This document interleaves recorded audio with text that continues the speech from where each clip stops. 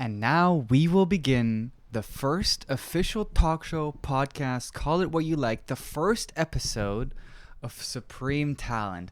I am so excited for this, and I am FMA, and with me I have my wonderful co-host Rango here. Welcome, Hello, Rango. hello. And I hope I have everyone is feeling brought fine. on the guest for today. The first guest that we're going to be having is RT1 Sanix. How are you doing, Sanix? I'm doing pretty well. How about you guys? Oh, I'm excited. I am so hyped for this. I've always wanted to do something like this, make a show happen, and now I'm here. I'm in the position to do it, and with the best people imaginable. Rango, what are your expectations for today? I hope we get like a lot of info you wouldn't just see out of an op.gg from people, right? Like get the actual stories behind the teams, a bit how they were created, and yeah, that kind of stuff. Yeah, I think that's pretty good. And I think let's start at the top. We have we have two members here from RT1, and as I'm gonna start to get more comfortable with the situation, it's all a new setting for all of us, being on a podcast, being on a talk show. I think I want to have a much more casual conversation with you guys. I want to relax, I want to have some fun, crack some more casual jokes, and hear some spicy and controversial opinions. So don't worry too much about always being on your best behavior. We're here to have some fun after all. Oh, don't worry. Me and Rengo like to talk a lot, so. Exactly. That's over here. Do you guys have anything to say? Anything you want to come out the gate with? I think. We can start off the controversial. I mean, it's not controversial, but I feel like me and Rengo had a talk, right, about teams. We were talking about where people's strong suits are. Yeah. And I think us two together kind of came to the conclusion that teams just their mid laners seem to be like, man, that's where all the like banging players are, right? And from what we noticed, we also think that top lane is the most exploitable from every team. I feel like every team top lane is most of the time their weakest role. So yeah, that's kind of like what we noticed so far. Topic. Yeah. To start off on, I mean, Okay. I think it's not just the mid laners. I think a lot of comes from the supports too. There are supports enable their mid laners to get into this carry position too. Like SC Momentum, for example, Flay is an insane support that gets their mid laner that little bit of lead he needs to like take over the game. That's how I have experienced most of these games from what I've seen. Like, I'm not saying that any role is bad or anything. I think mid laners are the keys in most teams, and they get enabled by their supports and probably also by their jungler. I mean, Sanix, now that we have you on, and we've heard about top laners, we've heard a little bit about mid laners, we had a tiny bit about 80 carries here in the last point that Rango made, and supports, right? Where are the junglers? What's the state of jungle? Where's SLE in terms of jungle? Or is it just like everyone picks Xin Zhao and chills? Meta slaves? And look, I don't know how much people are going to agree with this, but I generally think jungle is like the easiest role to play in the game. Mm-hmm. I feel like it's a role you can control the map with the hardest, and you can have the most impact. But it also like doesn't take much skill to actually like jungle. Considering how much sustain and everything you have in the jungle. So really the only jungle is like, if you are good at macro, you are going to be good at jungle most of the time, considering what's it called? Like, you're just going to be looking at the map all the time because you don't need to focus on kiting. You don't need to focus on sustaining the jungle because kiting is like, okay, sure, it saves you some time, right? It saves you time in the first few clears, but later on in the game when you're like 4 or 5 shot camps, who cares about kiting then? Like, you can just put the time, look at the map. I mean, you should always be doing that, get some game set. It's just so easy for macro. So I think if there are good macro players in the jungle, I feel like they are already like really good players as a whole in jungle in the league. So, I mean, so far we've only played with our group. So that's Forsaken, Forsaken, Unknown Enemy, and Insomnia. And I do genuinely think that Unknown Enemy's jungle is actually pretty good. Like, this might be a bit rude, but I actually do not remember our game with Forsaken that much because it was a bit of draft diff. we were trying to go for something and it didn't work out. But yeah, that's. I feel like jungle has a lot of potential to be really good, but then again, I also think you know, if your macro is not as good as the enemy jungler, even if you're good at clearing and everything like that, you are just going to get out jungled. Arvid has played at least 2 games of Xin Zhao, if not 3. So there's that on the other side, right? Rengo, what do you think? What are some of the junglers that stand out to you? Like player wise, or Yeah. I mean, we can talk about Kung Fu, for example. Yeah. His Lee Sin is clean. I mean, the rest I don't know much about. Like his Lee Sin is definitely like Ben Worthy, if you see him. Outside of that, I haven't seen any like really solid experiences from him. But like, if he gets his hand on that blind man, he's definitely a force to be reckoned with. I think. Oh, another you wanted controversy, right? Yeah, go for it. Momentum's jungler is their weakest link in their team. I think Coiled Insanity is definitely makes some weird decisions. I don't know if he's just not on one page with his team, if it's like communications or whatever. I mean, I'm not saying he is a bad player, but I don't know. It just feels like he doesn't synergize well. And I mean, I hope for the team, of course, that they can work it out, because nothing is more beautiful than watching 5 people synergize correctly and get those wombo combos or great rotations. What other junglers? Webby, unknown enemy. I'm sad for the man that they got into Division 2. I definitely think unknown enemy is at the Division 1 team. They just got unlucky in the group. They got put into a group with a couple other heavyweights, Red Team 1, us for example, Forsaken. So I hope that we're gonna get like a little redemption arc out of unknown enemy. You know, see them climb onto the top of Division 2 and come to Division 1 in like second split after playoffs. So that's definitely something I hope for. Webby, yeah, it's definitely a good jungler. Let's talk a little bit more about Unknown Enemy. Why do you think they've struggled so far? You mentioned like, yeah, they had some good teams, but like, where do you think that they looked worse than the other two? Like, well, the thing with Unknown Enemy, I feel like in our match against them, I feel like because they're a pretty new team. I know Shocking Twist was having some issues finding players, and then he eventually established his team. So they're pretty fresh in terms of playing with each other, right? And I feel like that was actually pretty noticeable in their game against us. I feel like we did play the game macro-wise, I feel like almost perfectly to a certain point of the game until we kind of trolled a bit with how we moved and everything, but I still feel like we had the game under our control all the time. And I just feel like having that synergy of playing with someone else for so long, because I mean, I know Rengo and Loon and wait, who else is on our team? Okay, that's it. yeah, I know Rengo and I know Rengo and Loon for over a year at this point, and we've been playing almost daily since. So basically, we have a lot of synergy and a lot of stuff that can happen in a game where we don't actually need to talk to each other to make stuff happen, right? So it's all like just okay, you know how this guy's gonna play, you know what this guy's gonna do, right? I know that Rengo has a bit trashy macro, right? So I know that he's gonna int and die to a jungle gank, right? But you mean he absorbs jungle pressure? Yeah, high tension technique we call it, right? Yeah, basically. And I feel like Unknown Enemy has a lot of potential going forward if they actually just get that synergy between players and just the players get used to each other, right? If they become a team. Yeah, exactly. I mean, also, I mean, this is a bit of like inside info from our team. Like, with our mid laner, I started playing only like a month ago or so, right? So there's still some things like he doesn't know exactly how I do some stuff when I gank, how I react to certain situations, right?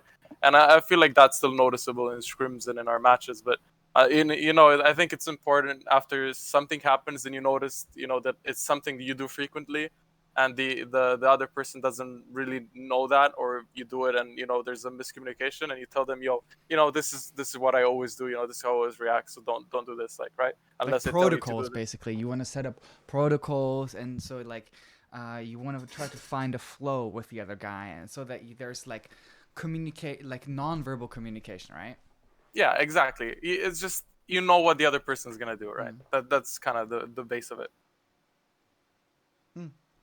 Rango, where do you come into this equation? How did this team form? I know you're the team captain here, and even though you're my co-host, I'm going to be interviewing you a little bit more and maybe trying to feel you out before you get to ask your questions and maybe roast some of the other guys in the later segments.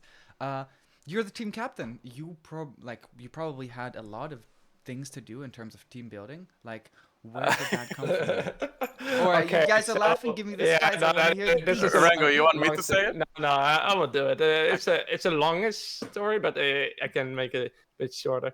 So we started as with Jay in the group. Me, Sanix, Loon, and Brady. As a Actually, team. sorry for interrupting. Goes a further back because it was Yeah, when I was still playing in an old team, and I wanted to join. I wanted to kind of play in a new team, right? So Jay was like, "All right, I'll make a team, right?" And then we signed up for a tournament, and we were called Rising Stars. That was our first name because Were you bit still cringe, with but Barrow at that time? yes, we were. And Rengo actually was not able to join at that time because Jay told him that okay, the games are only going to be weekends, and Rengo was My work busy with schedule work. doesn't allow that. But So then, Rengo said, "I can't play." first game we see is free scheduling. So like we do now in our league, and it's like, well, I could have just played for top lane then. But yeah, that was great, and we started as Rising Stars because we didn't have a name. We signed up, but we didn't have a name as a team. So they were like, okay, what you guys called? And Jay came up with Rising Stars, but we memed Red Team 1. Yeah, Like, I because the think casters Sanix- didn't know. The casters didn't know what to call us, right? So we were like, Trash yeah, just call us casters. call us Red Team 1 because we were red side, right? And So then It's stuck. I think, sorry. It's stuck. It's like it's catchy. Like it's unique in a way. I that know. I think some other teams might lack some sort of unique naming. I like it a lot. I like it a lot. Yeah, so yeah, the casters got stuck on it, even though the name got changed to Rising Star. We kept being called Red Team 1, so we kind of just rocked with it. We played there. We went out of that. We created our own league here now. Brady dipped out because he wanted to play with his friend, who became our temporary mid laner by then, his friend. But his friend's champion pool was super small. Like, we're talking, I play Yon, Azir, Akali, Yasuo. That's it. Yeah, like, yeah, that's in a 5v5 competitive environment. If most of those champs are all AD, that makes it a little bit hard to build proper comps. And the guy left, like, big respect to the man himself. He left out as himself. Like, we would have kept him in because we liked him. He was like, guys, this isn't going to work. My champion pool was too small. So he left. Brady wanted to create a team with him. So Brady left. So we had to go look for a new ADC, a new mid laner. We found Wolf and King through my girlfriend. She knows her. Or he knows her. Like they're friends from like back in the days. And we found Toto by just looking. And I feel like we now have like a solid team. I mean, Yeah, you actually, guys made it's it fun. into Division 1 in a very tough group. And, like, not just like, oh, you kind of barely got through. Like, I'm going to be real with you guys. Your last game looked really, really bad, right? And I think that's no secret. We all know that. But the first two games, whew, those were some juicers in there. So, yeah, there's definitely some potential in Red Team 1. And especially because we mentioned before, like, the synergy aspect, right? We thought Unknown Enemy can maybe look to build up some synergy. They have a lot of really good players. I'm personally like, I mean, I'm off caster. I can say I'm a fan of Rickard. I like seeing Aphelios players, and I think he's very good at the champion too. I love also seeing their jungler Webby. I think there's definitely some really, really good players in that team. So I'm excited to see what they can bring in Division 2. And from what I hear, and from what maybe we can hear in a couple of minutes from Shocking Twist,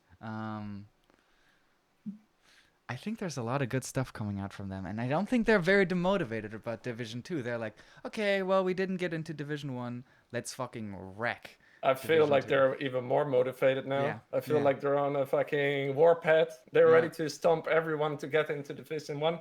They're like, we belong there, we're getting in there, no matter how. Yeah. I also just want to say, because to not take up too much time, because we have a long schedule today.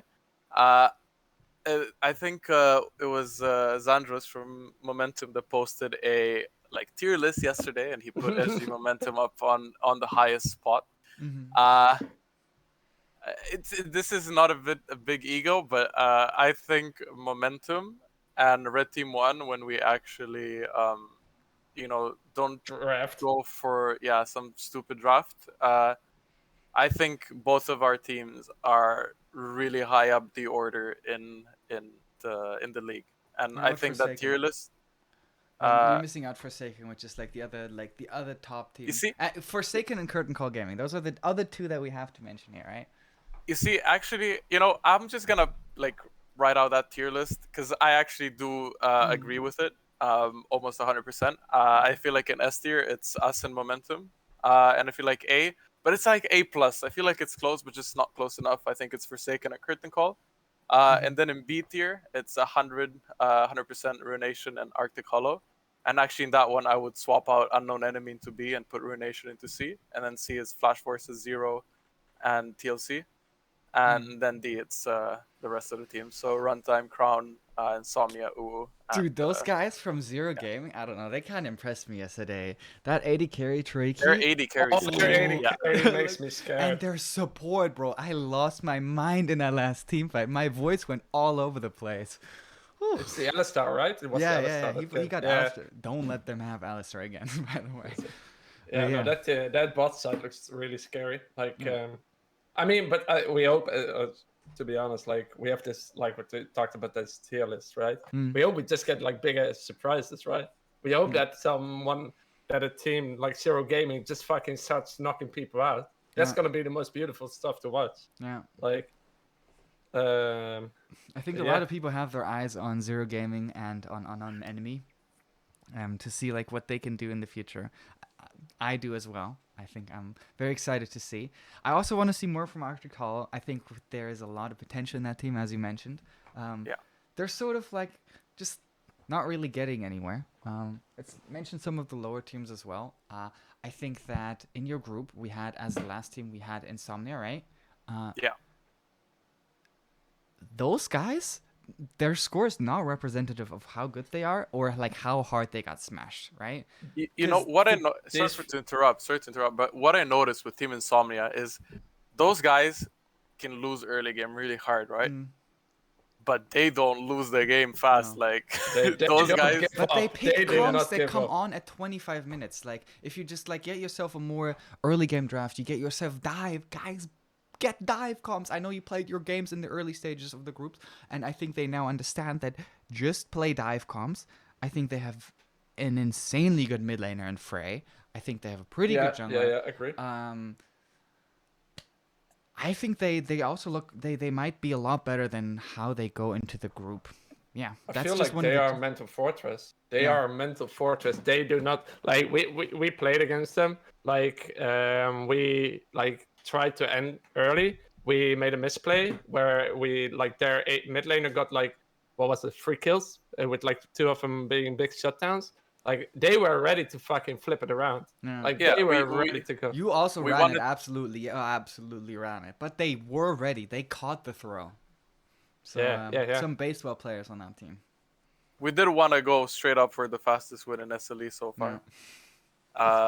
And it did kind of show that it's BM and We got punished for it. Yeah, we got almost. punished for it. Yeah. So note to self, it's don't do it like that again. Okay, so that's why you drafted in game 3, absolutely BM, and then once again through and actually lost the game, right? Because you were then respecting it.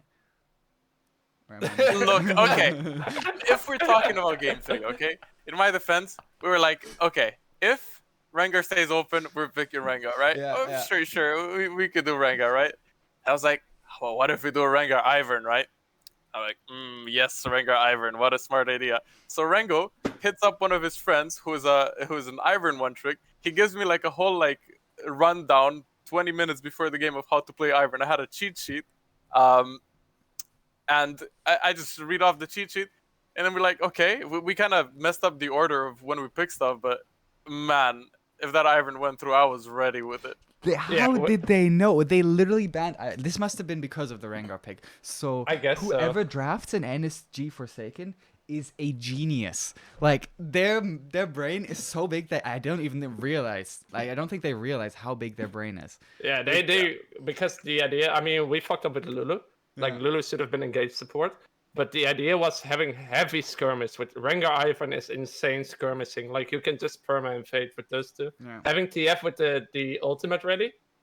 You know that was the game plan. We have never practiced this comp, right? We were like, well, this game doesn't matter for the points. Like we're going to Div 1 anyway, so might as well try it against one of the best teams in the league and see how this works. Mm-hmm. But yeah, Oh, drafted. Draft diff. I was thinking of maybe calling the show Draft Diff just because of yeah, that. I'm seeing Drowned in the chat now. Like double enchant Lulu Ivan is a no. That shit is actually a no. Yeah. That stuff is insane. Like the idea was good. We just executed the draft super poorly. Yeah, but this is the juice. Like this is where we are having the show. As a last final note, Sanix, Yeah. you told me, like I was sitting in there before your game, and you were like, "Okay, what if I just play fiddlesticks today?" And tell me a little bit about the decision making that went into the fiddlesticks before the game, because I heard some spice. Well, let's take a look at it. I generally like to think. Mhm. I was like, man, I think I can play most of the champs in the game, right? Mhm. And we saw like Blanco do the fiddlesticks, right? Because he's a pretty good fiddlestick. So I'm like, man, I mean, I can do that too, right? Like, how hard could it be to double count? So I was like, man, I want to play fiddlesticks. I didn't know him until the man went into a practice too. Like, what was it? 10 minutes before game, he went into practice too. Went like, oh, I can do the double camp. Showed us on stream he could do the double camp, and then I was like, okay, sure, go ahead, play. Yeah, it was also first time trying the double camp, both sides. And then like 10 minutes before the game, I'm like, man, there's a double camp. I was only doing double camp blue side, but we start red side. So then I was kind of panicking because like, I don't really know how to do red side double camp because I found out the wolves on red side are harder to do than the wolves blue on blue side. Mhm. And then I actually on stream I did red raptors double camp. Yeah. First try it.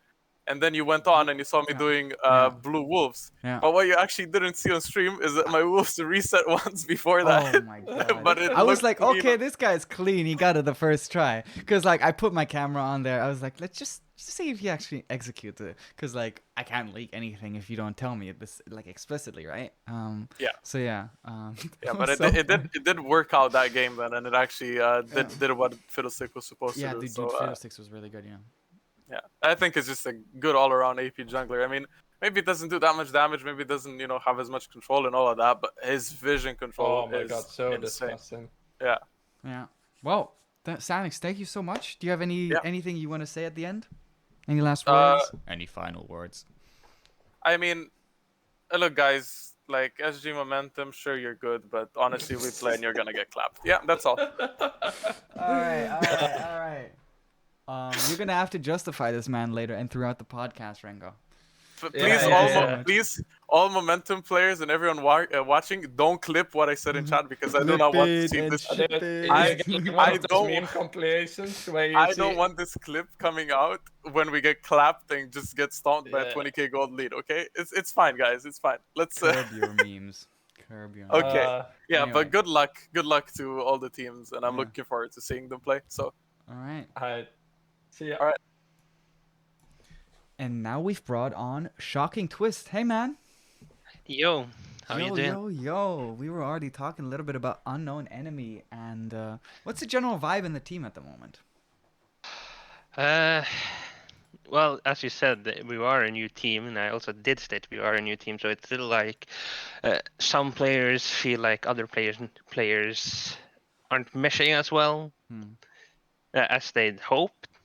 It's like and also I'm quite a new team manager, so I think I've done some mistake when it's coming to making the team and such. And there's a lot of things to learn together, I think, at the moment.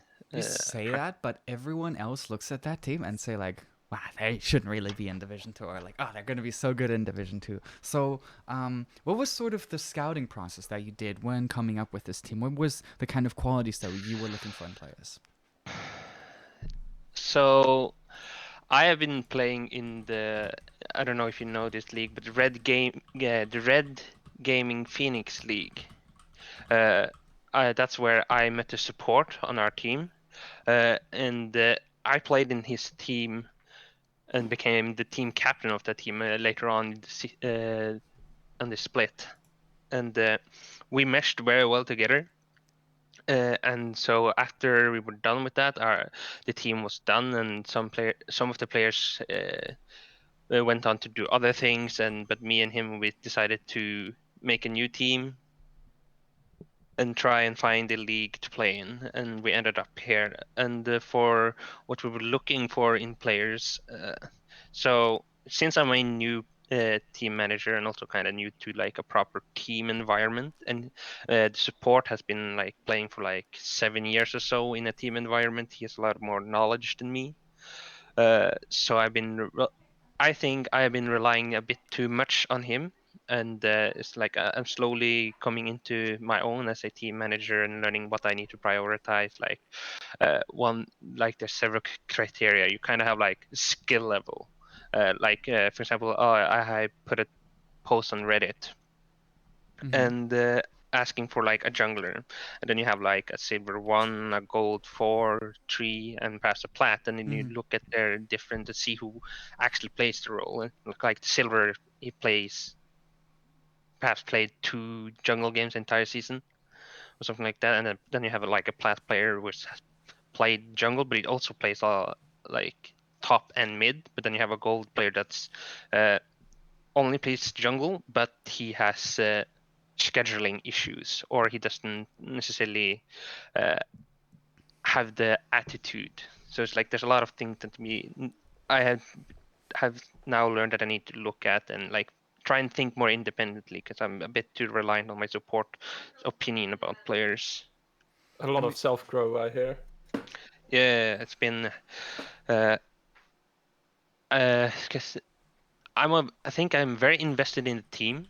I also believe we are like a Division One team, but we were unlucky and got put in a hard group. Uh, like we kind of G2 before they got out of World with their new roster. Like was cucked by like the Chinese and Korean teams. Uh, but yeah, I think if if we work on our communication, because that's I think the biggest problem of our team is, as you could say, we could stand up to NSF and RT1 in lane, but the problem was mid game where like communications becomes key to like when top suddenly left like RT1 top lane perhaps left lane, and that didn't get communicated well enough, or like let's say the mid lane or the jungler didn't listen, and then they suddenly get attacked by a top lane and a jungler. So communication is still something that needs working on. how do you work on So communication? Like, what's the process? You like, do you have someone record the vods and then you like listen to them back later, or what do you do? So I'm trying to think if there's something I can say without like revealing too much. Yeah. Uh, but there's like some players are very vocal and some players are not as vocal. The most important players in the team or like the ones that we want to be vocal are jungle and support, Mm. right? And the support, as I said, played for 7 years, so he's very vocal, and he kind of is our uh, main shot caller, or the one that's trying to lead the team into a common objective. And the jungle is trying to like work on like communicating what he's doing. Like for example, he starts red and he wants to go to top crab. Okay, top mid need to get prior, or at least or be willing to leave the lane to to prop up the jungler to win the game, because the early game is very dominated by the jungler and what he does. Mm.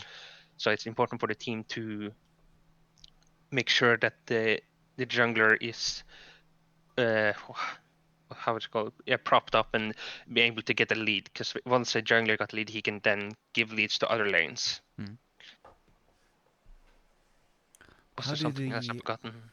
That's all right. We can just move on as we Yeah. like to do, right? This is Yeah, I this had is a free form. question. This is chill. If there's something you want to say, you just go and say it. Like, just have some fun with it, man. Chris, that was, Mod ski. Wait, what? sorry. Oh no, go ahead. Okay, Go ahead. maybe not that one. My bad. Rango, what did you Ringo, want to ask? you want to? I wanted to Yeah. ask, like, how is the team doing on like hitting Division 2 instead of Division 1? Because your guys' goal was Division 1, I guess. Like, did it inspire you guys to even play better, play harder, get better, or was it more of a hit? I feel like it didn't affect us that much. Like it didn't take a hit to the morale. So far as we've seen, I don't know if like it might have. We might see some effects in the future, but we'll see. But I don't think it affected us that much since like it's kind of like it can be also a boost like for us that we dominate Division 2. And if we dominate Division 2, does that mean we're better than the 6th seed from Division 1 or something like that? That means like we're not a bad team if we win Division 2. Yeah. So it's not necessarily that bad to lose the placement and get into Division 2, but being in Division 1 right now would feel better. Do you think that you can potentially? I mean, I talked about this on stream. I think that Division 1 teams can sort of be like, oh, I don't really want to scrim SG Momentum that much because I will reveal all my picks to them, right? And that's not really the case for unknown enemies. So, like, you guys can get some really juicy scrims in there. Do you think that will actually affect you? Could you repeat the question?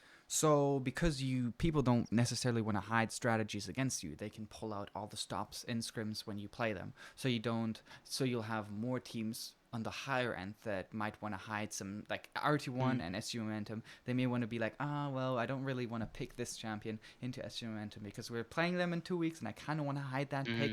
So, do you think that will actually help you in finding better scrims, more scrims, and thus, if you actually then dominate Division 2 and still look pretty good in scrims, that could like be pretty good for you guys. Yeah, I think there's like at the moment, I think I'm repeating myself. I think that the most important thing for us right now to improve on is, as I say, communication and getting like fundamentals down. Like necessarily team comms and such is important, yes, but if like even if you get the best draft, like the most meta draft ever, but if your players aren't aligned in what they want to do, then it doesn't matter. So it's like if your jungler is like a god on a Mumu, why is he picking Volibear? Yeah. So still like since we're new team, we need to find out what we measures the best with. So like for example, the coach like suggested like pick only 3 champions to play, and you're only allowed to play those 3 till you are good enough with those. What are some of the, like, as a coach, you obviously see your players play in a team, but when you don't do that, what are some of the things that you tell them in sort of their individual practice when they go and play normal games? They go play their solo queue rank games, hopefully duo queue as well in terms of bot lane. What are some of the things that you give them on the way? You don't necessarily have to tell, okay, you're going to have to play this very specific comp and I want you to look for this level 3 dive, but rather sort of like, what's the mentality that you sent them in with? That's a question I am not entirely sure I can answer very well because I'm not the coach. Even though like I think I have like a decent understanding of macro because I've been playing before on a team, and I also watch a lot of LCS and used to watch LEC before it became bad. Sadly, not watching on any LPL or LCK at the moment. So You watch LCS but not LEC? No, I watch LEC but not LCS. Okay. Guys, crisis that. averted. Don't. This is not clippable. This is context, guys. He did. He. You did good. You did good. You almost done goofed. Yeah, almost done goofed. Uh, but yeah, so like, but I also think like some of our players are like haven't like I played since season 2. I know for certain. Or perhaps even season 1. So I've like been long in the game, so I've like learned a lot of concepts. But I also think like some of our players started like in season 9, and it kind of shows in that how they view the games is a bit different than how we view the games, like the older people, to say it like that, the boomers. Uh, The so, league boomers. Let's go. uh, let's go. But yeah, it's like I think that's the something can. Uh, that can be a bit frustrating. It's like, oh, you have seen how people do it in LSE, and you want like your players to do the same, but they're unable because they don't have enough experience to fully understand the concept, or they might not be that motivated to it out because of lack of experience. So it's like first you need to learn them how to do wave management properly. Uh, like why would you want to wave management, why is it important, and then you can go into more complex things like more like team strategy, like what do you want to do in this game specifically. Okay, we have a strong jungler want to invade. Okay, then you need to know all these concepts how to enable your jungler to do that. I think you hit a really interesting topic with this too, and that is if you see in the general chat on the Discord and everything, to people hitting tier lists of champions and everything. But sometimes teams forget that this is platinum players, gold players we're talking about. Like if the high mechanical champions hit like perma pick ban in pro play, they might not even be as good in these kind of leagues. The capabilities of pro players is of course way higher than Mm, what we have in here. Like we have good players, of course. Like you're still looking with plat players on like top 5%, but we're not yeah. gods like Caps or whatever, you know. Mm, So I think what you say, like getting those basics right, might be even like more important than the playing the meta. You know, like playing the pro play meta. yeah. Actually, I've been told I look like Caps on a couple of occasions now, so I'll have you know. I'll have you know. No, okay. Do you play like Caps? That's the question. Nah, I have caster hands now. I can when I Oh. play my games, like I go into a normal game, I'm like, I can finally say I have caster brain and caster hands. Finally have an excuse that I don't hit that thresh hook. Okay, LS. He doesn't even cast anymore. It doesn't count. True. True, but he's kind of like he's a coach though, so or is he? Not anymore. He's like middle management. Who cares? Yeah, but there was one thing because I made like a note, like when you were talking with Xenix, and like just notes that I wanted to perhaps talk about. Look at this guy. Uh, well, I wasn't prepared for it, so I got prepared while it happened.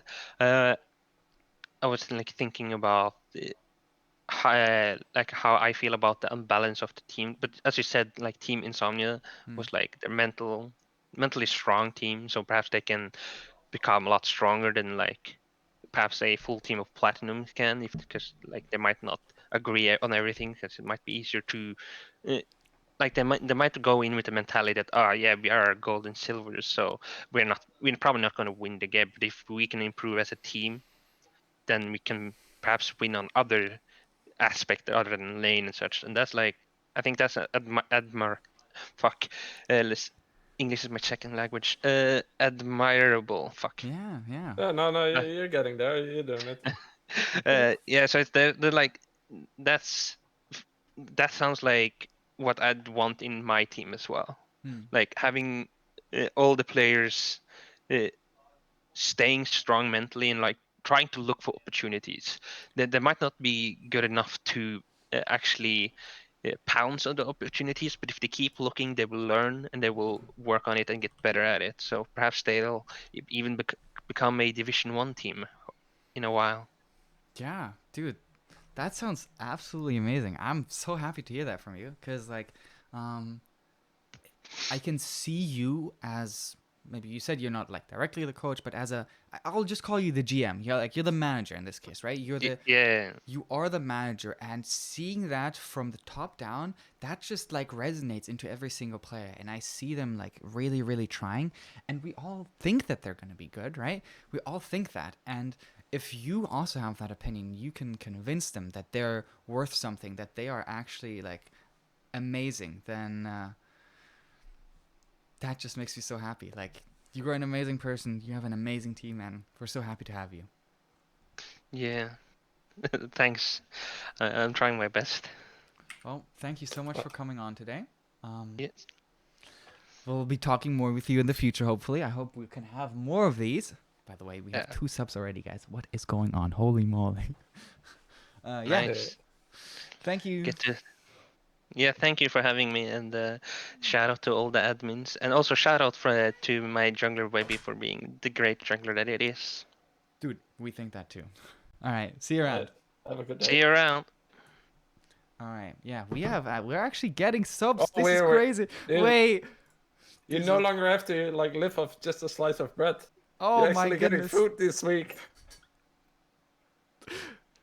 I think this is a great moment to just tell the stream too what we have planned with the sub money, right? Like the idea was where the initial money goes to FMA to, of course, upgrade the stream, get like simple subscriptions for maybe music, everything that.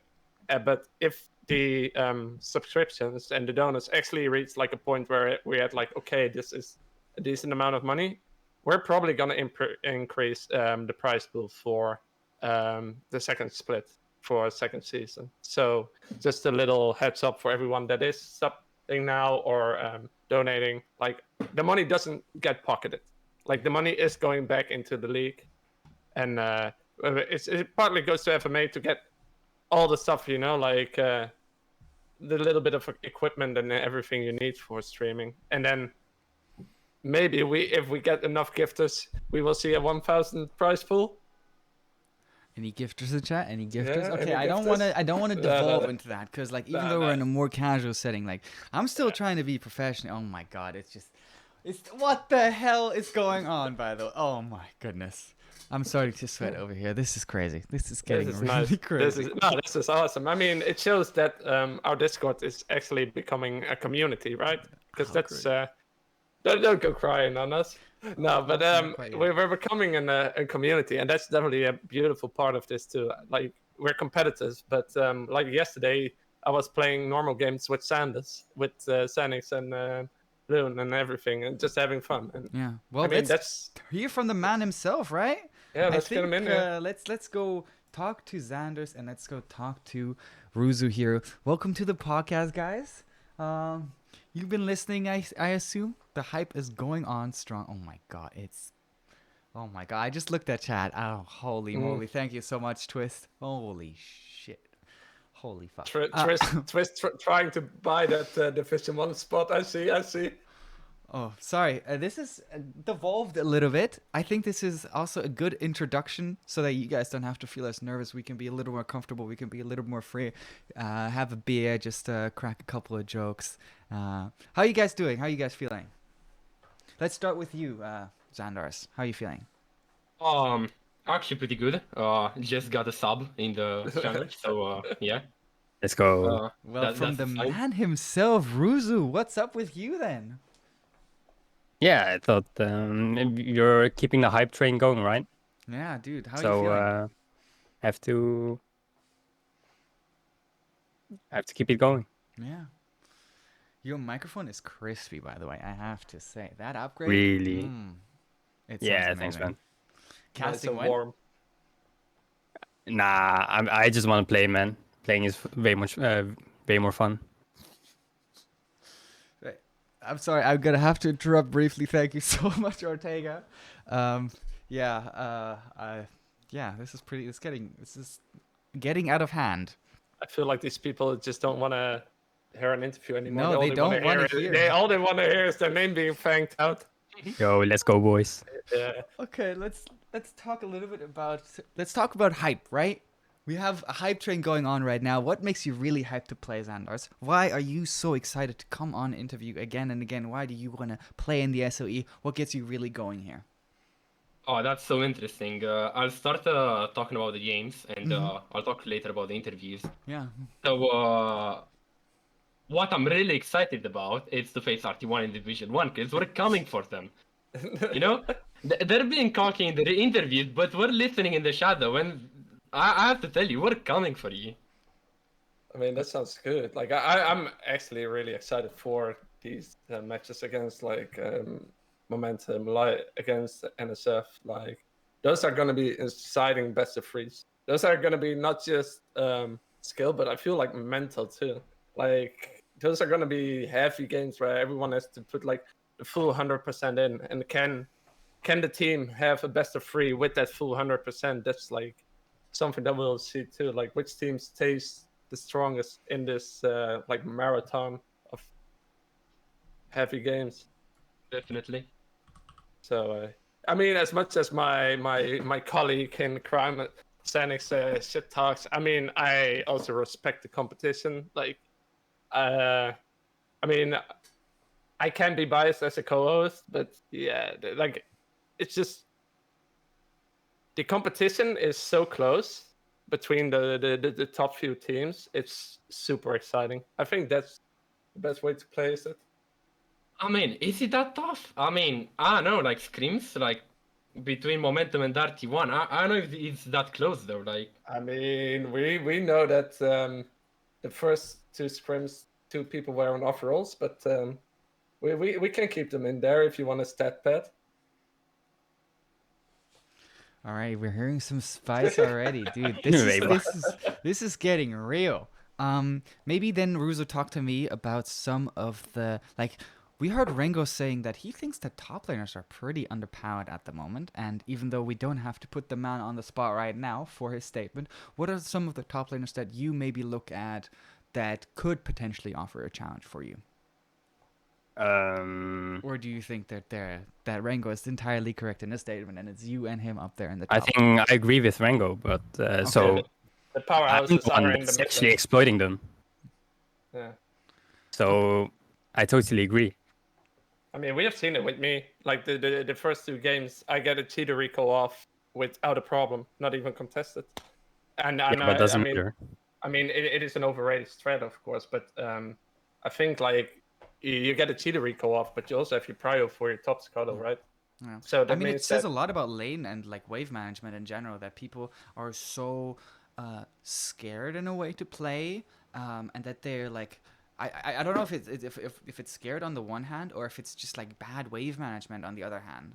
What do you think? it might be. I don't know what Russo's opinion about it is, but Let's hear like it from- might be let's hear from being Russo. afraid. Yeah, well, it might be. I think it might be afraid to be that first blood. Yeah, Ruzo, what do I you don't.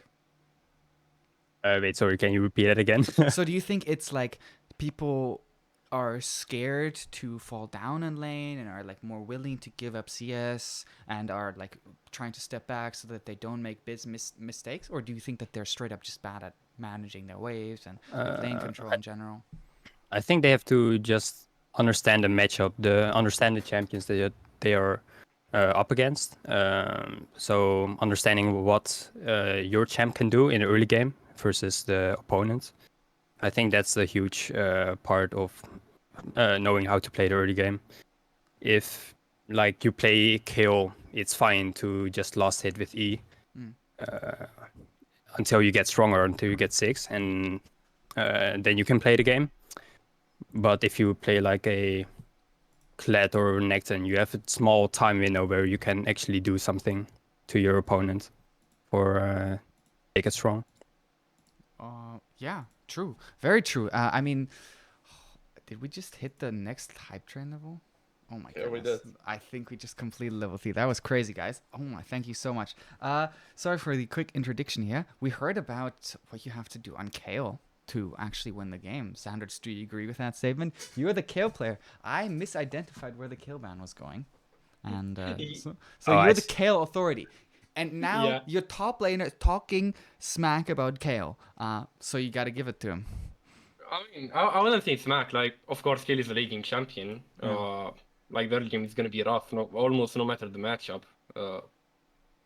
But like everyone knows it after that six, if you also get a good counter pick, like Garen on top lane, you're just gonna have a good time, like Hmm. cruise Sit there back, in that lane. relax. Yeah.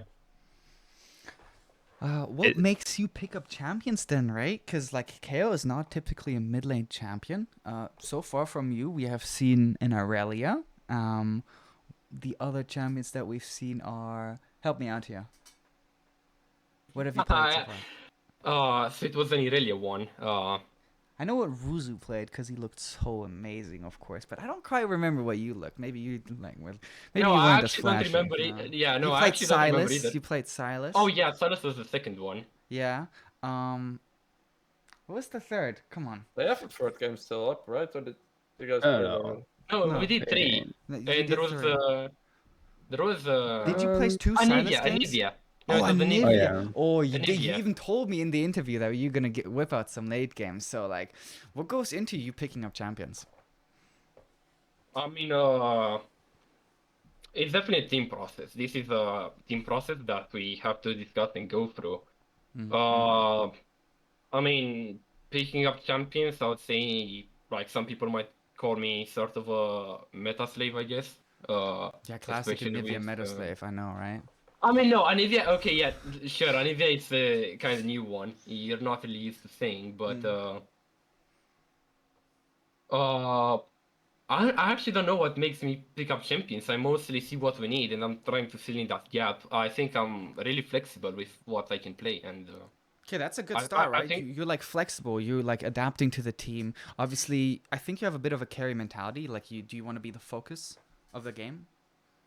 I actually wouldn't disagree with that. Yeah, I think that's right. But there are some times like I actually don't mind like playing Irelia, playing like the Twisted Fate, and if we have to play strong side top, that is what we're gonna do. If we have to do it on bot lane, I'll have no problem with that. Basically, I'll try my best to win the game, no matter what it is, always. Ruzo, how do you feel about that? Do you think like giving up a lot for the team is a big core identity of top laners, right? It's like, oh, are you a weak side top laner? Are you a strong side top laner? Do you think that goes a lot into your draft philosophy, how you pick up champions? Yeah, it's certainly a point that a team should talk about, and in Champ Select we should like discuss which sides is getting more attention from the jungle. So, but I think the ability from the players to play a weak side should be important, and actually willing to play the weak side. Some people don't want to play weak side and just int their lane like monkeys, kind of insane. Yeah, for example, playing GP into Tom Kens. You just Yeah. you just gave up. Like you're not gonna get anything done. That was Exactly. it is a really one-sided matchup. What do you think on top side? Like just in the general, because we're both top laners. Are there any picks you think are overrated at the moment in the league? Like picks that being picked up where you think why are people? We've seen Ornn a lot. Yeah, the Like, Ornn is so overrated actually. yeah. I think it's easily. Nah, it's not really counterable, but there are a lot of picks that can do okay versus Ornn, but I don't see them. I haven't seen them yet in SLE. I mean, it might be because it's a solid champ overall. Like it will always bring something to the table because of CC. But yeah, I think I agree with you that it gets picked too much. I know he's counterable, but I haven't seen the picks yet. I mean, yeah, there are definitely some picks, especially if you're able to stop the call of the Forge God before it hits. Yeah, exactly. So maybe Yasuo or Samira. Yeah. They just put a Yasuo on your mid lane, and you don't need to worry about that anymore. Braum Also as well. Yeah. Is Braum a champion we don't see enough at the moment? Rosie, do you want to talk on that one, or should I go on that one? I mean, I think. Do you have an opinion on that one? You can go ahead if you. Okay, because I mean, if you're gonna ask me about Braum, so limited in which team comps he can go. I just don't feel it's a great support, and especially, I mean, at least what we're trying to do in Momentum, with the how the flex picking work and the general picking of support. We're trying to pick support so we can get really good lanes for like jungle, mid lane, top lane. So basically, we have to pick some like a general support, something like Karma along the way, Thresh, you know. Picking Brom, it kind of drives your team comp into a direction. It doesn't really allow you to be flexible enough, you know. So basically, as soon as we pick Brom, we have to commit to that front back or protect team comp. Yeah, But so isn't Braum like the best anti-dive support in the game? I I mean, think there are better like enchanters or something. Really? Like if You you think slap in a Lulu? Lulu. You think Lulu Or is better at anti-dive than Braum? what about Karma? I think Karma is I think really Karma is not insane viable though. anymore. I'm gonna be honest with you. I think Karma is out of the picture. I think send that champion off. I don't want to. I don't want to touch it. Revert whatever you did, Riot. That champion, no. The movement's be gone. No, I'm not having it. I mean, you might not like it, but you're gonna have to cast it at the point. I'll just like ignore it, and you can't tell me that I'm wrong. Okay. Also, a new Sonak looks kind of neat. it looks actually pretty strong. Yeah, I've seen Yeah. a bit around, and it actually scales really good. But Yeah, it's in the end, it's exactly. still so nice, right? You look at it and it dies. Like it's so squishy. But I mean, at the same time, Ash is really squishy, but with her like reliably getting 700 MS or like movement speed, yeah, uh, true. I mean, she's squishy, but like her healing cannot be ignored. Like especially as you said, the scaling on Sona right now is like never seen before on Sona. think- Her healing on W is insane. Ruzu, were you here for when Sona was actually like a popular champion, like in the meta? Like, have you played League of Legends when Sona was a popular competitive meta pick? I think when I started playing League back in what is it, season 7, I Okay, no, abused no. MF Sona. Okay, I mean Sona might have Sona Garen was a thing, but Sona before Lux. that, Okay. Sona Lux was a little bit of a thing, but Sona in season 2 was where she was like a solid support, where people thought like, oh, this is just another support, and people played Sona as a pure engage threat. They were playing Sona kind of like Annie. Like if you have the flash up, you flash Tibbers. You just flash R. And if you have Sona flash R, huge engage. Very, very good support. And then you have all the other tools around it. And now that you have better tools, but you still have the flash ultimate available to Sona, that could like kind of maybe push her in a direction. But Xandat, how do you as a mid laner feel? Like, let's say you're playing Aurelia, Xandat. Do you care about a Sona? I mean, what we have to take in consideration right here, okay, I actually might not get to kill her because all of her movement speed and shields and stuff like that. But again, same story as the Annie in my first game. The pressure I'm gonna get out of that lane is just gonna Insane. translate into other, Yeah. like getting more gold around the map. Absolutely, absolutely. Let's transition that into like a more general discussion, right? We had some pretty pretty specific champions that we were talking about. What are some identities that you've seen in SLE so far? I know you guys actually watched a couple games of the other teams as well. What are some sort of trends that you've seen in SLE so far? Starting with you, Ruza. I think we've seen a lot of Galio mid. And Xenerzer was actually talking about that Galio is kind of a bad pick mid, and but we see it a lot in SLE, and we don't know why. Maybe Galio Nocturne, that's why. Galio Jarvan, Galio Camille, that works really well. Those are Galio like Xin very... Zhao. I don't like Galio and Zhao. What makes Yeah, you I what makes you like Galio and Zhao, Rango? The thing you can always keep your R. You don't need to R, right? Like I get what you mean. It's the same with Orianna Sinsao. Like you don't need to initially open up with R. With Orianna Sinsao, it's easier because Orianna ulti starts earlier than Galio ulti. You know, Galio takes 1.5 seconds before he lands, something like that. Orianna ulti is almost instant. But I think it's actually good, especially because with Sinsao you're looking to skirmish early game a lot, try to fight the enemy jungler because you're strong. Having a Galio that is able to follow up on that, that's like my. It might not be as good late game in team fights, but I think Galio Sinsao isn't that bad. Nocturne is of course way better. Having that Yes. shadow missile go in with the fucking Galio following up, and then the rest of the team comes. It's every Aphelios nightmare. So you don't like the gallery at all, Xandarts, right? What I about it? mean, I actually have the same kind of concept or idea, like Galio and Shen. I think both are close to unplayable, I would say. Shen is Uh, close to unplayable. yeah, I know this might shock a lot of people, but Okay, I'm shocked. again, especially I was expecting you to be shocked. Not gonna lie, especially in the season 11, we're seeing Fiora, we're seeing Sid, we're seeing Camille. The only way you get to let's break it in fight with Shen. Like your bot lane is gonna get 3v whatever, you're gonna ulti. Of course, you're gonna have an advantage. But the idea of Shen is that you have one more teleport to roam, right? But the fact that you have to TP back to lane, like you have to R the bot laner and then TP back to lane, does not matter anymore because right now you're gonna have as many TPs as the enemy set. Can I So jump in on basically, this real quick? The general idea of Shen is to never ulti bot lane with your first ulti. Like ulting bot lane with your first ulti grieves you so much because of what you're gonna say, like the massive exactly. wave. So what And you're trying to look for is like a mid ult or a jungle ulti in the top exactly, and side. this is what I want to get to because Yeah. if first of all you're gonna miss out on the first minutes, first ultis, whatever.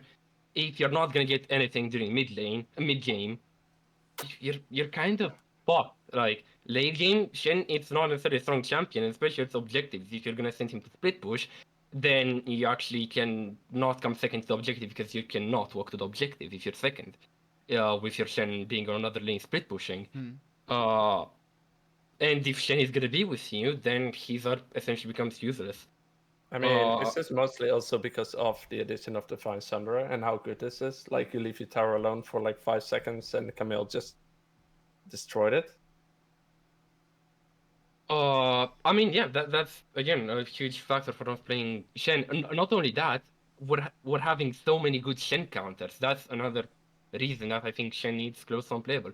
Like again, like and coming back to the Kale, You whenever I say see a there's a Shen, lot of Shen counters when you guys whipped out Lily at top lane against it.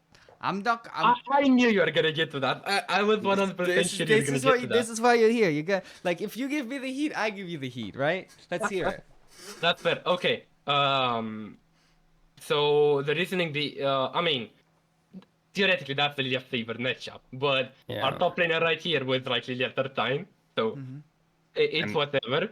Yeah. I don't think it was that bad. We just like wanted to go away with it because meanwhile I was wanting to play Zed mid or LeBlanc to get the solo kills. You know, we were not really taking it seriously. I don't know if this is a good thing to say. I don't really think so, but it's too late now. So going back on the Shen counters, okay, yeah, we've picked Lilia. We really wanted to try her out. We thought it's a really cool idea, especially the flex pick and whatever goes into it. But if we're talking about the standard game, not necessarily with Ruse on top lane, like again, we have the scale pick. We have like okay, Mortis, whatever. But again, all the third tickets that I've talked about, like Set, like Camille, the guy just cannot do anything, neither in It's mid or late game. I And appreciate your perspective a lot, Xanars. And don't get me wrong, I think that what you're saying is definitely correct in a lot of ways. But I would also like to hear from the man himself that is actually playing top lane for you, right? Because this is the man that we're basically sort of secondhand talking about. Ruzu, what is your opinion on Shen? Well, it's kind of annoying how he gets ahead by ulting bot for some reason, and then if you can't kill him top after the TP, you just feel kind of shit. But if you can do that, it feels amazing, and you just win the game. Okay, so let's compare that to what Sanders has just brought up, with a lot of champions actually being able to exploit when the Shen TPs down towards the bot lane with his ultimate. Do you think that Shen is so obviously that kind of disqualifies Shen as a very viable blind pick, but do you think that Shen is good in certain counterpick matchups?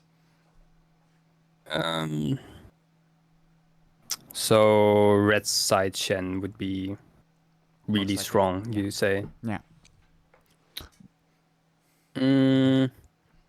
I think the champions in the current meta that are gonna be blind picked are Shen counters, so it would be really a niche pick, a niche counter pick if. But do you think Shen has a good if you matchup wanna into that pick kind Shen. of meta, like, or at least SLE meta, or a viable? SLE meta, I think he Ornn. does decent versus Ornn. Ornn can't really kill him in lane. Yeah, he's good. Can't into really dive Malphite. him.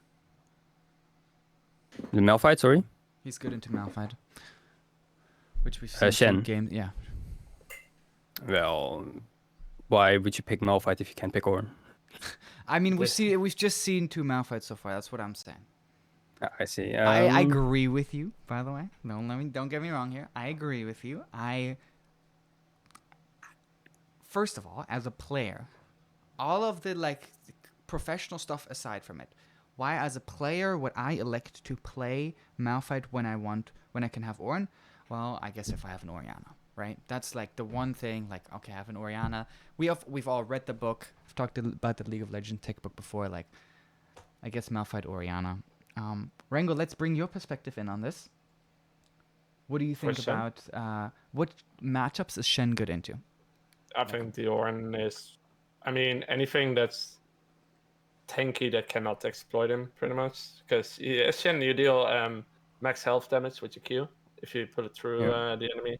It's very actually good into pretty Irelia, actually, Shen is. Yeah, I mean, yes, but do people even play Irelia top anymore? Like, I feel like, yeah, they do, but I don't think you would see it in an environment like this, right? I think it's way better for mid. But He's just taking notes right now. He's Yeah, like, I okay, mean, I know that Rango's not gonna expect the Shen top lane now. I will pull out the Irelia top lane. I will just pull out the Poppy pocket pick, you know. Ooh, did you guys I see was the still Poppy sit game? on you. Dude, that Poppy game was that was some good shit, actually. Yeah, that was actually really good Poppy, but obviously by a Poppy main. Where's the Wukong, guys? Where's the cannon? I want to see Wukong and cannon. Where are they? True, Ooh. actually. I'm kind of down to play Cannon. He's so much fun. Oh my god, cannon! Like, we're having But dive meta and no one's playing cannon. What's going on, Ruzo? Tell me. I mean, you can still play Camille, and I guess she's more fun than Cannon. But also, Cannon is quite hard to play if you don't really know what to do in lane. So it's the skill, it's a talent pool in top lane, and you think it's just not up to snuff with the cannon? Exactly. SLE top lane, as you heard the man. He's not gonna expect the cannon because he thinks you're not. He thinks you're. Oh my goodness, I'm stumbling over words all over the place here. He thinks that you're not good enough. So bring the cannon out. You get a free win. It's super good as a dive comp. It even beats most laners. What did you want to say, Xanders?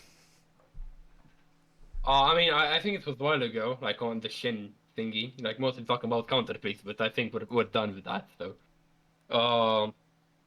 I mean, mostly just agreeing with you, especially with the Wukong cannon. I have to love the champions. I think they're both two really viable champions. Again, dive comps and whatever.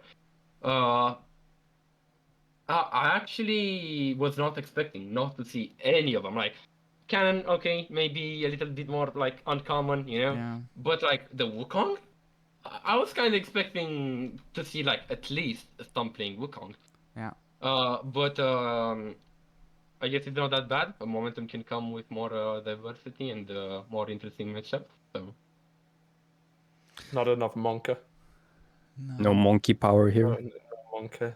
We need to return to Ape. Sanders told it.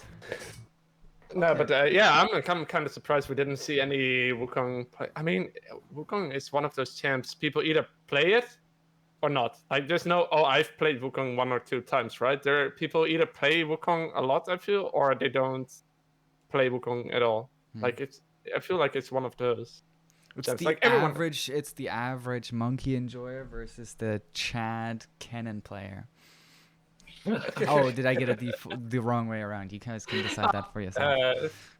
I think he might have. I'm not sure though. I'm not. Okay, I really think up I'm gonna for- get flagged for that. Guys, swap it around. Swap it around. I didn't Yeah. mean it that way. It was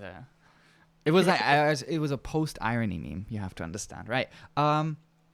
You guys are playing full top side.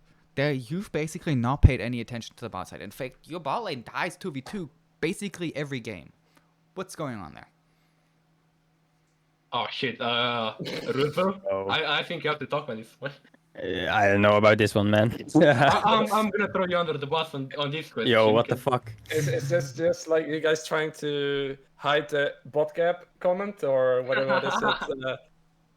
I think they did no, pretty to well, be no? honest, Dude, Flay is like cracked, and like even exactly. Knife is actually really good in team fights, but like they keep dying in lane. What's going on?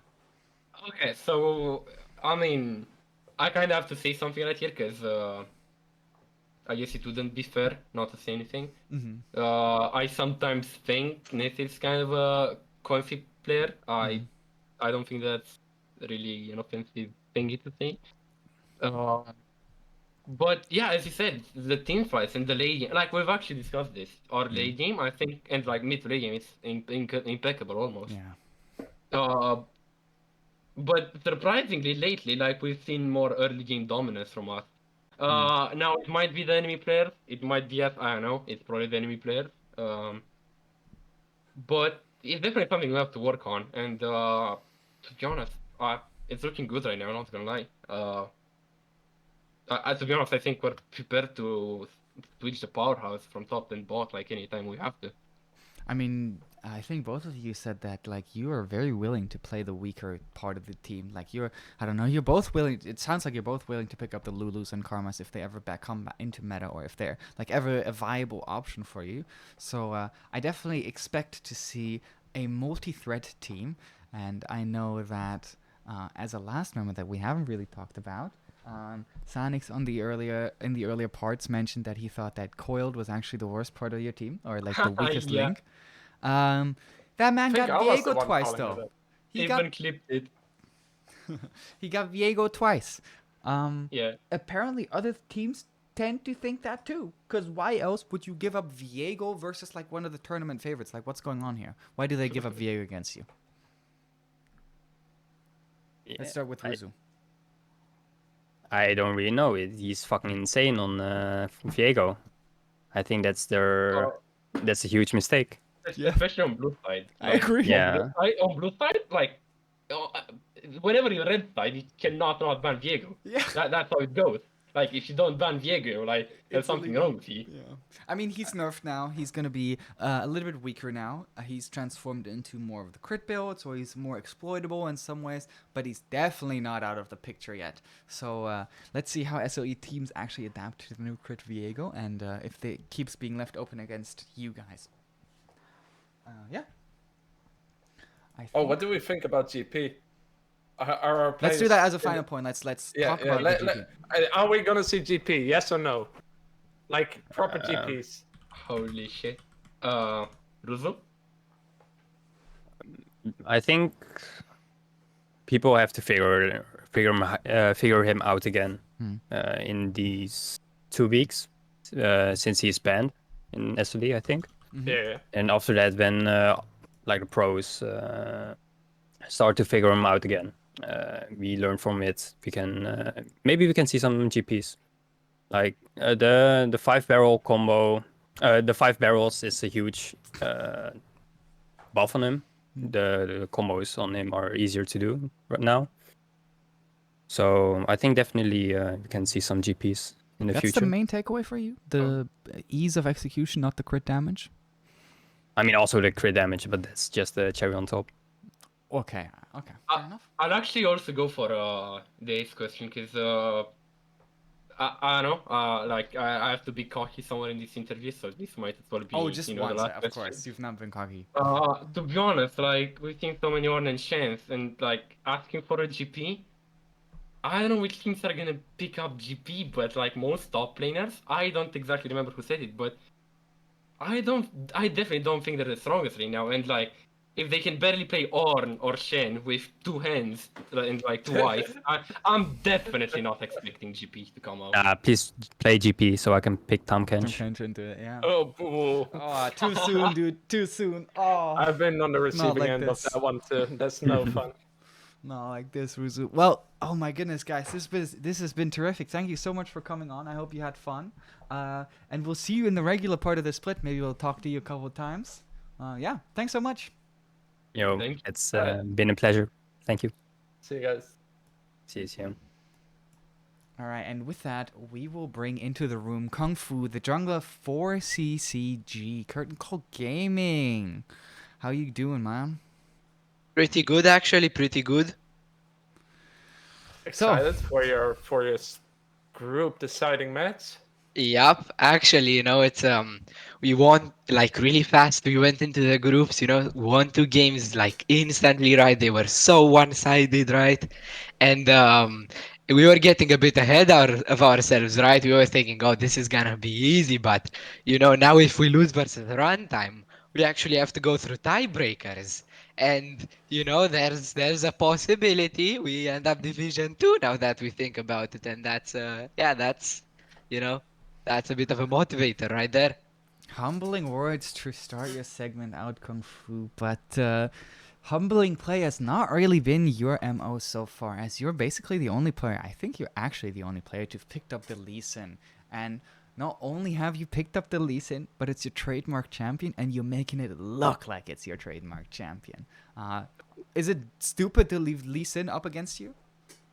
Well, I think before commenting on leaving Lee Sin open, I have to talk a bit about my performance on the champion. So in the streams, right? So Mm-hmm.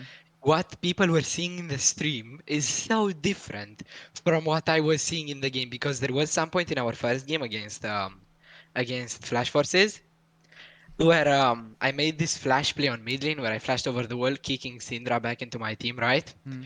That was the most bad play I've made in probably like the past 2 years, man. I flashed, stood there for like 2 seconds. The stream didn't show that, so whoever's managing the stream is doing an absolute massive job for me right there. And then after I kick the Syndra, I actually miss my Q. So like whoever's like casting and moving the camera, they're doing a really, really good job at like putting me in the spotlight without showing the bad part. Anytime, man. You still haven't sent me that PayPal check, by the way, for Yeah, we'll figure that out later. that. Moving on, leaving Lee Sin open. That's not gonna happen. I think, we actually remember this pretty good. We screamed against SG Momentum, like a week ago or 2 weeks ago, something like that, before the tournament. We had two scream sessions, but both of them were best of threes, and first game, Lee Sin is left open. I play Lee Sin. Next three games that we play with the momentum, Lee Sin is banned. There is no more Lee Sin for me. And then, they start getting comfortable and they leave Lee Sin open again for one more game. So they leave it open. We obviously end up picking Lee Sin.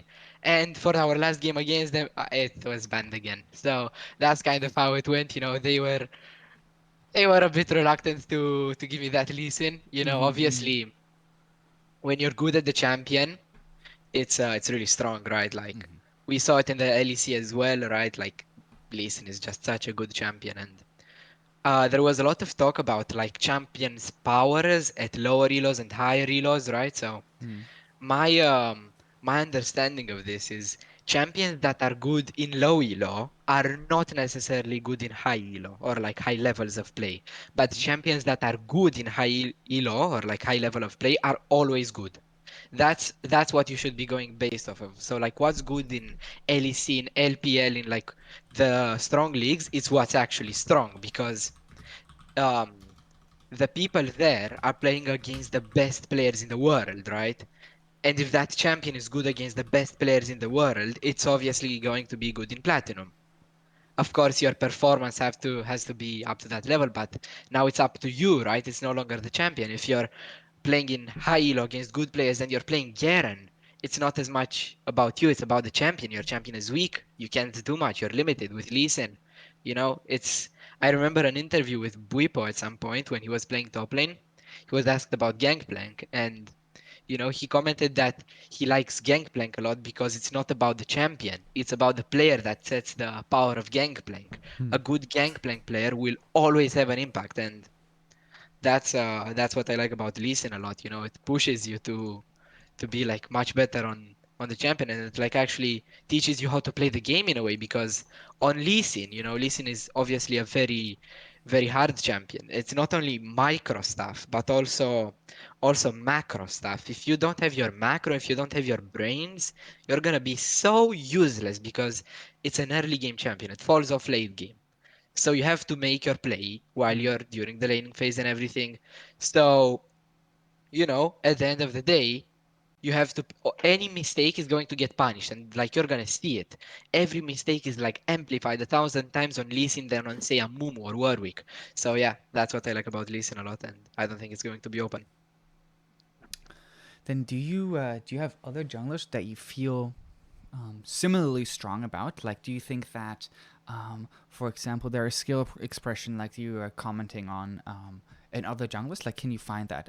Obviously not in Lee Zhao, but do you have that in some other champions? You don't necessarily have to give away which champions if you don't feel comfortable with. No, there is no problem with giving away picks. At the end of the day, they can ban 20 champions, right? They can Mm, play around it. That's really good. After the first, 10 games, at some point they're gonna know all of our picks, so that's not a problem for us. mm, The Gragas is. I'm enjoying the Gragas a lot as well, mm. because again, there is also skill expression. Obviously, not as much as with the Lee Sin, because mechanically it's easier than Lee Sin and the scaling is better than with Lee Sin, so you're not as punished for bad play. But there's still a lot of ways to express your skill, right? You still have a big impact on the champion's strength. So yeah, Gragas is one of those picks, and obviously, you are talking if I feel comfortable on other champions as well, and I would say yes. Mm. I don't think Lee Sin is the champion I'm most comfortable on. Actually, there is the Xin Zhao that I played a lot. I actually have 100k points on Xin Zhao, and that feels like an eternity to me. Like, I actually, yeah, really feel comfortable on those Zinzaos, Volibear, Hecarim, Gragas. There's a lot of champions that I can play. Also picked up Trundle recently because of how busted that champion is. It's So, so good. yeah. In so many matchup, it's so good. And especially if the enemy picks a tank support, your Leonas, your Alistars, like, that's dinner. That's dinner. That Leona turns from a tank into a steak dinner. Yep. Pillar just And broken ability too. Yeah. Pillar, the people underestimate that pillar. Like it's not just a terrain, but it's also the massive slow behind it. Like I've you been get playing that Trundle support and just interrupting people's dashes. Like, I just go into a game, I'm like, okay, Tristana dash, Rengar jump, whatever. And like, I just like list all them down, and then I'm like, okay, now I have to press E, now I have to press E, now I have to press E. You just shove it up there and they can't Yeah. do shit. Mm-hmm. also, what I like about Trundle a lot is in my team, we actually got 4 players playing Trundle. Like, take that, man. That's a 4-role flex pick. We got the support playing Trundle. We got the top laner playing Trundle. If you got a melee mid laner, that's our mid laner playing Trundle, and I'm obviously playing Trundle. So that's like, All I'm hearing is that your ADC is slacking off. Why is he Yeah. not playing ADC Trundle yet? I mean, I there was. mean, Go on. ADC Trundle, I don't know what to say about that. It's obviously not going to happen, but When the support picks Senna, it's a farming Trundle. Don't know what you're talking about. yeah, I mean, we're probably, if we end up picking like Stena and Trundle bot lane, it's probably going to be the support playing Trundle and the ADC playing Stena, right? Come Fasting on, Stena, so. it was so easy. It was so well set up for you. Come on, guys. Nah. Well, we just want to see Jindif on Trundle. That's our request. Yeah. Yep, I mean, gotta talk to him about it. Okay, so Gonna have to get if we're him the gonna have Trundle. SLE skins at the end of the day, and you guys win it, we're gonna have a CCG Trundle skin. That's for sure. Coming Oh, up. yep. Can we just bring out 5 CCG different Trundle. Trundles? Can we Yeah. just bring Yup. out 5 Chromas. different Trundles? Yeah. Yeah. Sounds good. All right. So talk to me a little bit about what goes on behind the scenes for you guys. Who's your coaching staff, and how do you practice? We don't actually have a coach. We're all, trying to figure out our own mistakes, our own problems. We all look at it and we all share our opinions on the replays. Mhm. Because, to be honest, finding a good coach, it's really tricky and also really expensive, isn't it? Yeah. I'm not going to get a player of my skill level to coach me, right? That's a Yeah. bit bizarre. Well, let's let's understand a bit more about like how did you guys meet? Like, how did CCG come together, and like what was your story? So I actually was looking for a team on the league Discord server and I found them putting up a post. So I just messaged them like I think that was about 3 or 4 weeks ago, something like that. Mm-hmm. So we played a few games. Our top laner was a bit questionable in the first 2 games. I was like, what's going on? There was some solo kills and stuff. It's not the good stuff, but it ended up being really good, and here we are. Yeah, and I mean, people are having like very high praise for you. Some of the interviews we heard that you guys might be one of the top 4 teams. Let's get back to that tier list that we mentioned earlier. That's obviously a bit of a meme in the SLE community, but how do you feel about it? Do you guys think that you're an S or an A plus team, or do you guys feel different? I mean, I I wouldn't really be sure because it's not been that many games played so far. We Mm-hmm. only played 2 games. Most teams only played 3 games, right? So Mm-hmm.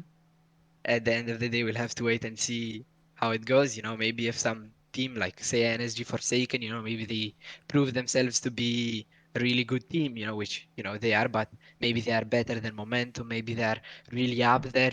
Maybe if they are S tier, maybe we don't get to be S tier. Who knows? Maybe we get to be S tier and Momentum goes down to the B tier, with us shining and smashing them. So never know. We'll have to see. Yeah, dude, we will have to see. If you had to pick one player on your team that apart from yourself, like let's just exclude from you from the let's just exclude you from this conversation. Who would you argue is like the star laner on your team? I mean, laner, that's a bit of a problem here because I actually think Zeal or Noob Power, as his IGN is, Mm. he's been having a massive performance in the last 2 games. Like he's been doing really good, especially on that Morgana. It's been We it's been freaked crazy. out I'm on not gonna stream. talk too much about the second game because we didn't really take it that seriously. We were a bit limit testing. We were trying Mm-hmm. new stuff Mm-hmm. out as we were, Mm-hmm. against lower elo team. We had this room for limit testing, so obviously his performance wasn't as good, in the second game as in the first game because you know he was throwing stuff out. So at the end of the day, new power, huge. Same with my mid laner. I don't know, like my mid laner is just very consistent. He's just every single game, he's doing good. That's really nice. And when we screamed momentum, actually, he was always doing good. Like against standards, it's tough, but he was doing good. Okay. Like, Consistency coming from the mid lane, and then you said that you are now more comfortable with your top laner. Would you say that they provide like more of a weak side or more of a strong side approach to the game? Well, we haven't played that many games. Like we don't have 100 games together or something. So Mm-hmm. I'm really sure about anything. But from the little experience that we do have together, I think my top laner is solid, playing both strong side and weak side. Okay. I think he's been doing good both when he Mm-hmm. was getting a lot of attention, and also he was good when he wasn't really getting that much attention. He was doing pretty good. Correct me Solid if I'm laner overall. wrong here. Does he pull Garen bans consistently? Is that Alex, or am I misremembering here? No, no, no. That is actually Alex, and he is indeed a massive Garen player. So Yeah. yeah, Garen's been banned a few times. Must be I'm funny, like seeing a Garen ban, but then the Leaf Sin is open. Like you're sitting there in draft, like what? yeah, no, like actually, so we obviously know from like professional leagues and stuff, Lee Sin Rise really good combo, right? Really good mid jungle, and it's huge because I play Lee Sin and Mm, my millionaire is crazy on Rise. He's crazy. He's so good at Rise, right? mm. And they're always left open. They don't care. So I'm really expecting against runtime to not have that Lee Sin up. Maybe we're not gonna have I don't know. Like I'm really expecting a Jhin ban because my ADC is like a hard one trick for some reason. So yeah, we're gonna see a Jhin ban, a Lee Sin ban. I'm not sure about the last ban because my support, he plays Zillion a lot. So they're probably gonna ban Zillion like the last people. or they Yeah. could ban Garen for some reason. You know, Yeah. it's Oh, many things to true. ban, You also get the Zillion bans. I mean, he is called Zill, right? As I've right? just been calling him Nupal, but I guess he prefers the name Zill. That's good to know. Imagine calling yourself after your one trick. I Yeah, wouldn't that's imagine cringe. who would do it. Who would do that, right? Yeah. Right. But yeah, I mean, the Cillian ban is justified as fuck in my opinion. That champ is so strong when people know how to play with it. Like if people like in solo queue, it might not be as strong as it is in like a 5-man competitive, but that what is it, 99% movement speed buff or debuff? Hmm. That's so massive. And the revive on the ultimate. I think that there is a cap on how much you can get slowed, and I think it's like 85%. That is the maximum that you can get slowed, actually. Still, seeing like Yeah. the enemy top lane, seeing the enemy set coming at you with like Mark 5, Yeah, and he then starts just trembling, and then before he dies after his end, he just gets those 3 clocks around him. Like you're like, oh shit, here we go again. We I actually don't. had a nice comp with Zillion in mind because we're expecting at some point it's going to be yeah, open, okay. right? They can't ban like 20 bans. They don't have 100 bans. They Hmm. can't ban everything. So at some point, Zillion might be open. Yeah. And I was thinking, so Zillion, you know, he goes really good with Hecarim, man. I play Hecarim, right? I'm a Yeah. Hecarim player. It's a great champion, so fun. And Zillion Hecarim, so nice. And then we can have Kale, either mid or top lane. That's like even more movement speed, and also the Kale ult for the Hecarim diving in. Hmm. We could also have a Kai'Sa on the bot lane because, you know, Kale Kai'Sa, you know, Kale ults Kai'Sa, Kai'Sa ults in. That's Oriana. yeah. And on mid lane, you know, mid lane is flexible. I guess mid lane Yeah. can go anything. So True. that sounds just, man, that Could sounds be a really good. set mid lane. Could to like join them. Maybe an Ornn mid lane if we're going like a little bit further back. I mean, we could have the Kale on mid lane and Ornn True. top lane, right? If we True. want that, but You should do that against Momentum. Just pick the Kale away from them. True, the disrespect showed them how it's actually done. Yeah. we could. At the same time, we could just leave it open, like mega alpha chads here, and let them pick their comfort pick. You know, let them Okay. do it and smash them on it. Okay. Okay. I hear some big words from the man himself. You're looking forward to the season of the SLE, as I can tell from your words. Of course, of course. What are some of the ways that you want to prove yourself in? Like, what do you want to show to the? What do you want to show? Well, you know, in my first 2 games, you know, they were a bit sloppy with Lee Sin, but I'm really confident that with the next games, whenever Lee Sin's open, it's gonna be like massive performance, you know, consistent, you know. First few games, we obviously had like those flukes, you know, with the second game, there was that confusing flash over the wall into Fog of War, you know, we talked about it. So yeah, that's that. Next games, better. Consistency, that's kind of what I'm aiming for. Okay. What do you expect to see from coming out from runtime then? Like, have they looked good to you so far? No, actually, they looked horrible when we checked the streams and everything. But you know, I think that's really just a fluke, you know, because like looking at other games from them, they're a really good team, right? Hmm. Looking at OPGGs, they're not low rank or anything. They're higher than us on in terms of elo, right? On average. So we really have to get ready for the game. We can't let them go under the radar. It's really important game, and they're a really good team. They just had a few bad games, right? And at the end of the day, you know, Flash Forces, you know, they played against Flash Forces. We were looking at the game. It was runtime did terrible versus Flash Forces, but at the end of the day, if you look at it, Flash Forces actually did good. It's not that runtime did bad. It's just Yeah. Flash Forces did really good. What did you see coming out from the other teams in your group then? Like, what did you see from Flash Forces? Like, did they impress you in any way, especially in that game that you just mentioned?